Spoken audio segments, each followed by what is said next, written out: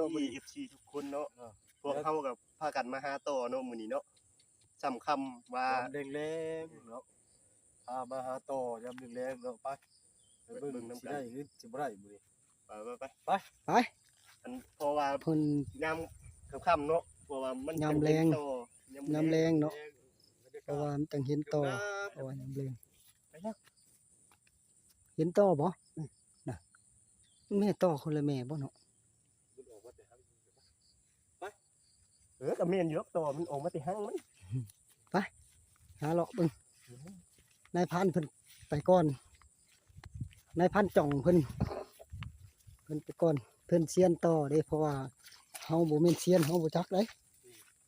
ต้องให้เพิ่นไปก่อนอันดับ1ของอันดับ1ของอันได้นี่อันดับ1ของโลกเพิ่นว่าไปยังเซียนหาต่อ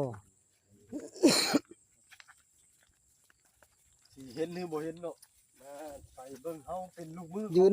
เซียนจ่องเบิ่งยืนซ้อมเบิ่งแบบนี้บ่วิธีหาต่อซ้อมก่อนบ่ซ้อมมึงนี่มันเลยเนาะเฮายืนซ้อมแบบนี้บ่ยืนซ้อมซะก่อนยืนซ้อมก่อนเพิ่นว่าเอ้าถ้าเบิ่งเพิ่นสังเกตเนาะมึงคือบ่หัวต่ำลงดินเดียวเบิ่งโอ้ยคือสิกระโพดเว้ยเหมือนสไปเดอร์แมนเลยเว้ยถ้าซ้อมเบิ่งเพิ่นเด้เพิ่นสังเกตว่าแม่ต่อหัวต่ำลงดินเดียวเบิ่งไปแล้วไปไปพูดตั้งนานแล้วพูดไปทางพุ่นบ่มาพี่น้องไปเบิ่งเซียนเพิ่นแล้วเพิ่นพาหาเนาะเซียนเพิ่นพาหาเฮาก็ต้องย่างไปน้ำเพิ่นเนาะใช่ไม่ใช่พุ่นไปลิบๆเลยพุ่นมาไปนี่ถ้าเห็นบ่เห็นเนาะถ้าบ่เห็นเดี๋ยวสิเอาเซียนจ่องลงน้ำไปเบิ่งน้ำเพิ่นเนาะโอ้ยว่าบุพาเลยคันนี้เนี่ยไปเบิ่งน้ำเพิ่นเพราะว่าเห็นนี่แบบนี้นะบุพาดูนะกระนั่นไปแล้วโอ้ย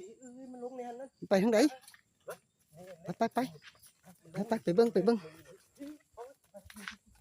เสียนเพิ่นไปแล้วเพิ่นเห็นแล้วเพิ่นเห็นแม่มันบินทางไหนบินลงน้ำไหน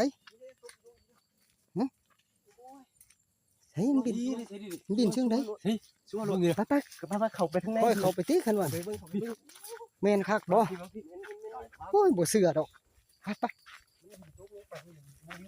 บ่เชื่อดอกแม่มันจังได๋สิเห็นมืดตายเลยเนาะทุกคนแม่มันสิเห็นในใส่โอ้ยค่ำมืดนี่ใส่น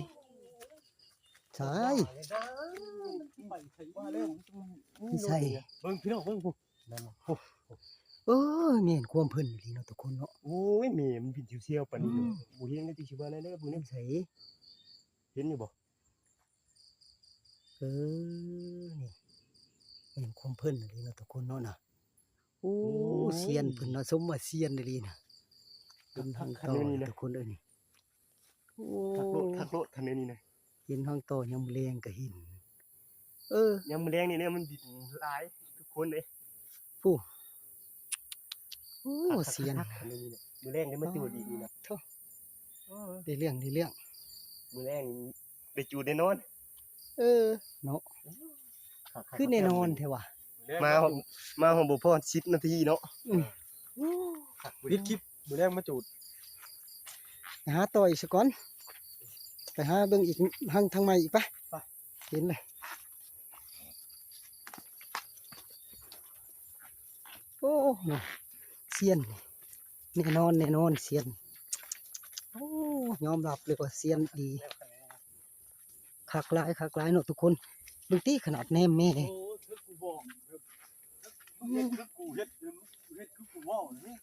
ขนาดแน่แม่ได้นี่ทุกคนเลย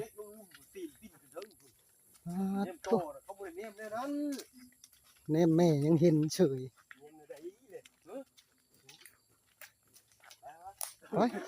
ไปแน่เบิ่งอยู่พุ่นอีกพุ่น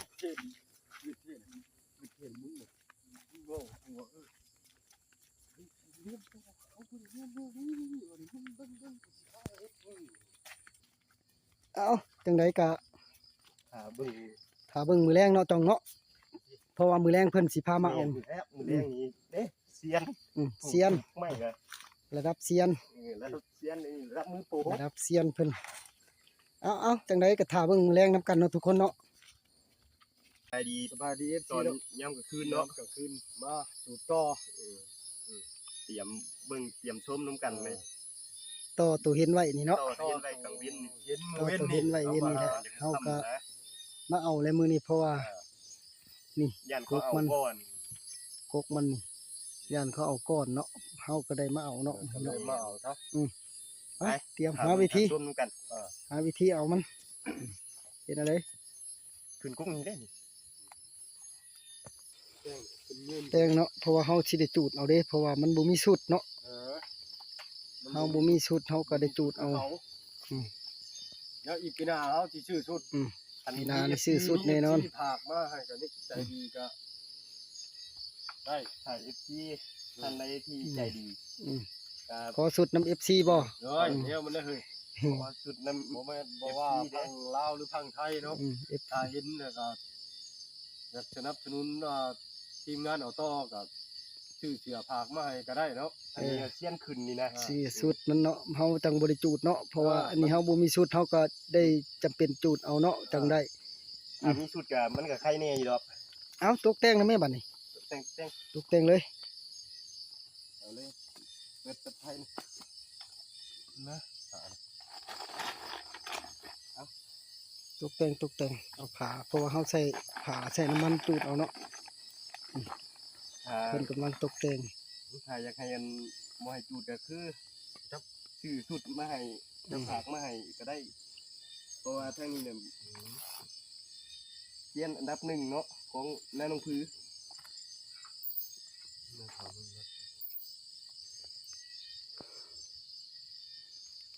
เพิ่นวิธีเพิ่นสิแต่งเอาได้นี่ เฮาสิจูดเนาะเฮาต้องแต่งเอาแนวนี้แล้วมันบ่มีเสือเฮาต้องแต่งเอาใช้ไผจูดเด้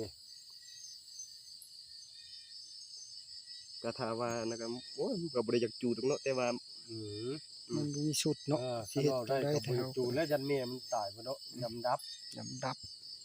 เดี๋ยวเฮาบ่มีชุดเด้ก็ได้จูดเอา มาเห็นก็สิป้าไว้ก็บ่ได้ยันเขาเอาก่อน โอ้ยปลาอีกมื้ออื่นมื้อมาเขาเอาก่อนเฮาก็มี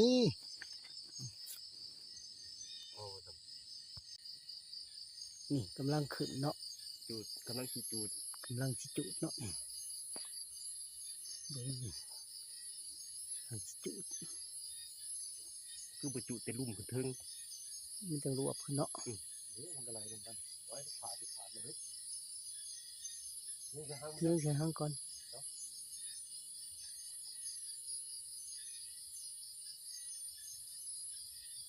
และนี่วิธีจุดต่อ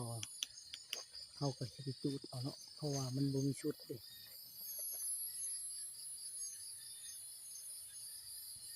จุดต่อจ้าทุกคนชุดบ่มีได้จุดเอาจังซี่ล่ะเพราะว่ากล่องก็อยากสั้นในเฮาบ่ได้ถือขากล่องมาเนาะ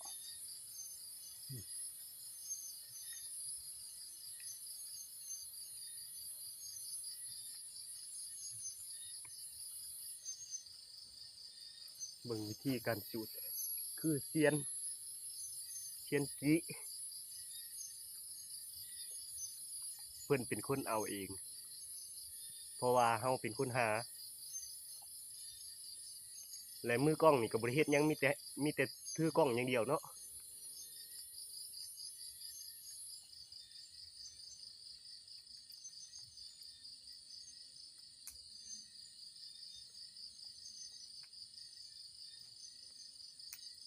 วิธีจุดต่อถ้าเฮามีชุดเฮาก็บ่ได้จุดเนาะอันนี้เฮาบ่มีชุดเฮาก็จุดเอามาเบิ่งนํกันเนาะทุกคนว่าสิได้หลายหรือบ่หลายเนาะสิมากหรือบ่มากเนาะ โอ้ก็ธรรมดาอยู่เดียวเห็นนะใช่เดียวเห็นเนาะก็ถือว่าพอสิได้อยู่ ถ้าเร็วเห็นก็ว่ามากอยู่เนาะ นางมันขู่ออกมาแล้วไปทาง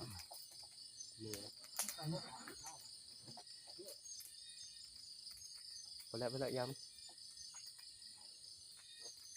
อ้าวมาลุ้นน้ำกันเนาะทุกคนเนาะ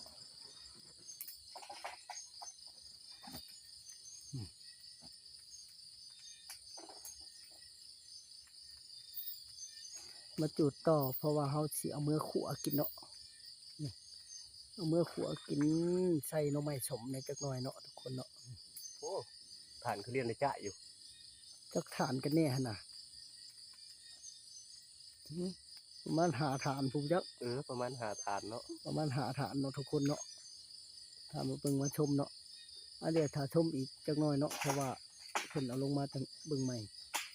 เอาตอนนี้กำลังขึ้นเอาเนาะเพราะว่าเขาจุดแล้วเพิ่นก็ขึ้นไปเอามัน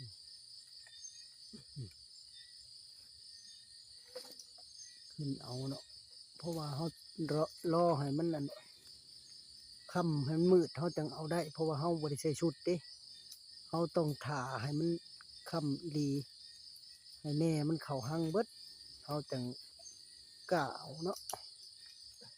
สั่นแลบ่ได้กล้าเอาได้นี่นะแม่นบ่เข้านะเราเบิ่งนำกันทุกคนเพิ่นกำลังขึ้น เรีย ไป นขึ้นแล้วพูดปวดอยู่ กำลังขึ้นไปเอาเนาะ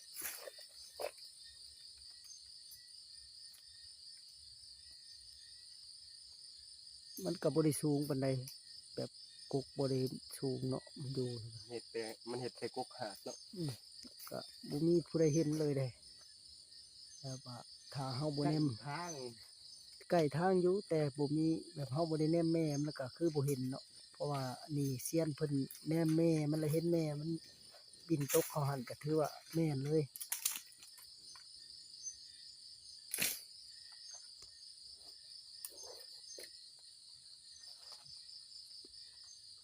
อ้าวเพิ่นขึ้นไปเอากำลังลงมาเนาะบัดนี้ หมุน มาลุ้นน้ำกันทุกคนว่ามันมากหรือบ่มากเนาะมาลุ้นเบิ่งเอาเนี่ยมันอยู่อุ่มเนาะ ได้หั่งเดียวเนาะมื้อนี้เนาะ มาบางคำอยู่ได้ทั้ง หาวังค่ำนี่เนาะ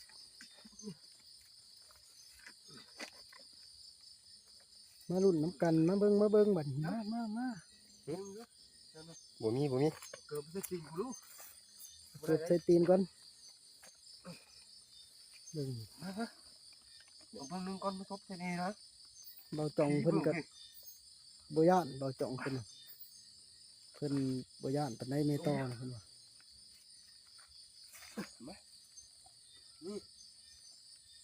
ตรงลบ นี่มันบ่จัง เธอมาเกือบ ใช่เลยนางมัน นี่เด้นี่ร้อนนี่เด้นี่ มันก็บ่ปาน บ่ได้เห็นเพิ่นบ่ปานใดนี่เด้ผู้ข่าวร้อนนี่เด้ ร่างมัน ตายเด้อผมโคลงเบิ่งมาลุ้นน้ำกันไปก่อน นี่มันทันตายได้ทางมันขังมันทันใหม่เฮ้ย โอ้ คู่ออกแล้ว นี่โอ้ไปกูมองเปลี่ยนพุ่น ไปแล้วเขาจะอันน่ะเก็บนางมันก่อน มึงอยู่อย่างกันนี่นะ เก็บนางมันก่อนนี่ ก็ส่งกูไป โอ้ยหางบักใหญ่เลยทุกคนพุ่นน่ะ ซื้อมีมึงเนาะขอไปเอานางมันนี่มี เอาผ้านี่ใส่ผ้า อย่ามันเฮ็ดกับมัน โอ้ยยังไงมันกระต่ายคือเก่าหมด บ้าบ่สิตาย มันบินคำแหงเฮ็ดเด้เมียมันนี่ในลมไป ตีไปให้แล้วนี่มันก็ยังบ่ตายเบิดเนาะเพราะว่าเขาจูดก็บ่ได้จูดอันนั้นปานใด ไม่น่ามันลาย เด้ตีนนี่มันก็ตีนก็มีน้ำคูลงเบิดนะแท้นั่นน่ะเด้ผมแม่มีแต่กระดูกกระดิกอยู่นะ เตะ โอ้คนทั้งซึ่งก็ไฟพุ่นหลาย หมดมากินแล้วโอ้ยหมดยากได้หมดเลย ให้ใหญ่ทุกคนพุ่นน่ะ เดี๋ยวจะฐานประมาณ4ฐาน ได้ประมาณ4ฐานเนาะก็บ่มากปานใดก็พอได้กินอยู่ดอกเนาะ 4ฐาน5ฐานน้อยเนาะ จังไดก็ถ้าไปรับเบิ่งรับชมเนาะนำกันคลิปหน้าเนาะเพราะว่าคลิปนี้สิขอจบซะก่อนเนาะ